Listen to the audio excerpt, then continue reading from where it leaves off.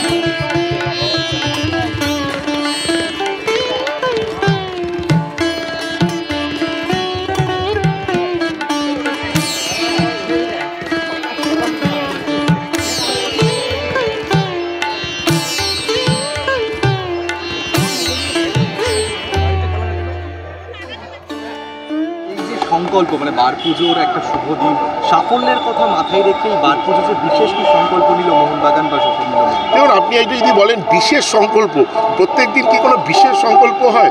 সংকল্প একটাই, যে মোহনবাগানের এই যে ক্লাবের এই যে পতাকা আরও উপরে তুলুক, আমরা এশীয় মানে যেন সেই জায়গায় পৌঁছতে পারি যেটা আমরা স্বপ্ন দেখি, যে আমরা এশিয়ার মধ্যে অন্যতম। এই জিতবে সব সময়, আমি বলে যাচ্ছি কিছু না। আমি আজকে আসলেন, আবার প্রতি বছর আসেন, কি বলবে? প্রতিবারই আসি, প্রতিবারই এইখানে পৌঁছায়, যত কষ্ট হোক চলবে। আরও ভালো লাগছে কার্তিক ব্যানার্জি আমার পাশে, এরকম একটা মানুষ, খেলা পাগল লোক, হ্যাঁ, মানুষের পাতে ভালোবাসার, কেউ খেতে পায় না সে অবস্থাও সাহায্য করেছে, তো ভালো লাগে আমার। আর আমার কথা হলো, এটা আমার কাছে একটা মাতৃদেবী। এক মা জন্ম দিয়েছে, হ্যাঁ, আরেকটা মা পৃথিবীতে সম্মান দিয়েছেন, সেটা হচ্ছে আমার মোহনবাগান। মোহনবাগান না থাকলে আমি কোথাও এগিয়ে যেতে পারতাম না। অভিমান ভুলে আবার মোহনবাগানে আসা? না, অভিমান কি আবার, অভিমান কিছু হয়নি তো। কার সাথে কী হলো কিছুই হয়নি। আসি, ভালো লাগে খেলার মাঠে, হ্যাঁ, চলা যাচ্ছে। আজকে বার পুজো এসে কেমন লাগলো? খুব ভালো, পুরোনো দিনের স্মৃতি সব তো মনে পড়ে যায়। আপনাকে নস্টালজিয়া একটা, আপনাদের প্রত্যেকের কাছে, বাঙালির কাছে, ফুটবলারদের কাছে নস্টালজিয়া, কি বলবেন আজকের এই? আজকের দিনটা নতুন করে কিছু বলার নেই, আমরা সবাই জানি আজকের দিনটা কি, বাঙালিদের কাছে কি, এবং বিশেষ করে যারা খেলাধুলো করে মাঠে ময়দানে যারা আছে, তারা আজকের দিনটা, এই যে বার পুজো, শুধু বার পুজো নয়, বার পুজোর পর যে বন্ধুবান্ধব, পুরনো লোকেদের সাথে দেখা, এত জনসমাগম, এত সাপোর্টাররা আসে, খুব ভালো লাগে। আমি একটা জিনিস মনে করি, মোহনবাগান জাতীয় ক্লাব, এই ক্লাবে গতদিন থেকে আমি এক্সিকিউটিভ কমিটির মেম্বার হয়েছি, গ্রাউন্ড সেক্রেটারি হয়েছি, ফুটবল সেক্রেটারি হয়েছি।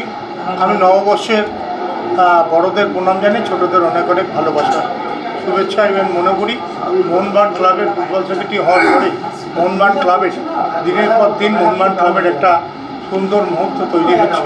এবং অঞ্জন মিত্র আমাকে ফার্স্ট এই ক্লাবের আসল জায়গায় নিয়ে আসে। আমি অঞ্জন মিত্র, টুটু ঘোষকে আমি ধন্যবাদ জানাবো। সেই সব মানুষরা আমার মাথায় হাত রেখেছিল বলে আজকে মোহনবাগান ক্লাবের এই চেয়ারটায়, আসনটায় আমি বসতে পেরেছি। এই চেয়ারটার মূল্য আমি দেখব অঞ্জন মিত্র আর টুটু ঘোষকে, এইসব মানুষরা ছিল বলেই আজকে ক্লাবের কিন্তু উন্নতি হয়েছে। এবং আমরা মনে করি ফুটবল সেক্রেটারি হিসেবে আমরা সমস্ত সবাইকে নিয়ে একটু একত্রিত হয়ে কাজ করব। নেক্সট ম্যাচ আমাদের মুম্বাইয়ের সঙ্গে। এই ম্যাচটা যদি আমরা সাকসেসফুলি হতে পারি আমরা চ্যাম্পিয়ন হব। আশা করছি মোহনবাগানের জনকর্জনে সাপোর্টারদের সেই ভালোবাসায় আমরা হয়তো সবচাইতে শীর্ষতম জায়গায় পৌঁছতে পারি। সেই দিনের অপেক্ষায়, কয়েক ঘন্টার অপেক্ষায়। extra time.